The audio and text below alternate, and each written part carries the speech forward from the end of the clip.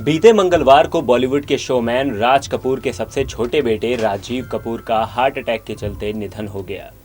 उनके निधन के बाद ही बॉलीवुड और उनके चाहने वालों की ओर से शोक व्यक्त किया गया।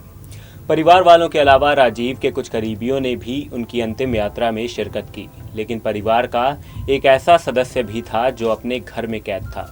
नमस्कार, अमन त्रिपाठी के साथ आप देख रहे हैं हमारा चैनल नेक्स्ट 9 न्यूज़। हम आपको बताएंगे कौन है वो सदस्य और वो उस वक्त कहां थे जब सारा परिवार राजीव कपूर के पास था।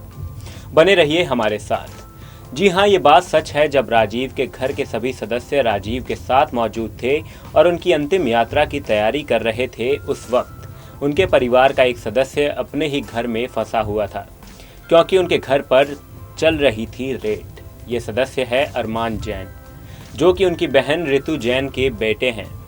अरमान भी अपने अंकल राजीव कपूर की अंतिम यात्रा में शामिल होने के लिए जाना चाहते थे, लेकिन उनके घर ईडी की रेड चल रही थी। यह रेड लगभग 5 घंटे लंबी चली। उसके बाद ही अरमान अपने अंकल को अंतिम विदाई देने जा पाए। खबर यह है कि अरमान किसी सिक्योरिटी एजेंसी से जुड़े मामले में शक के घेरे में थे, इसीलिए उनके घर पर यह रेड चल रही थी और उनका वहां होना जरूरी भी था। ईडी को ये पुख्ता सबूत मिले थे कि अरमान का पैसा भी उस सिक्योरिटी एजेंसी में लगा हुआ है। इसी शक के चलते उनके घर पर रेड की गई थी। पूरी टीम ये पता लगाना चाहती थी कि अरमान ने कितने रुपए की मनी लॉन्ड्रिंग की है। रिपोर्ट्स की माने तो जिस वक्त राजीव के निधन की खबर मीडिया में बाहर आ चुकी थी और उनके परिवार वाले उनकी अंतिम यात्रा की तैयारी कर रहे थे, उस दौरान उनके घर पर रेड चल रही थी और अरमान को सारी जानकारी न्यूज़ और फ़ोन से पता चल रही थी।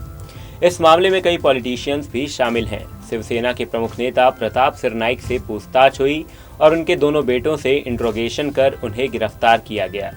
यहां तक कि शिवसेना प्रमुख संजय राउत की पत्नी को भी समन कर बुलाया गया था।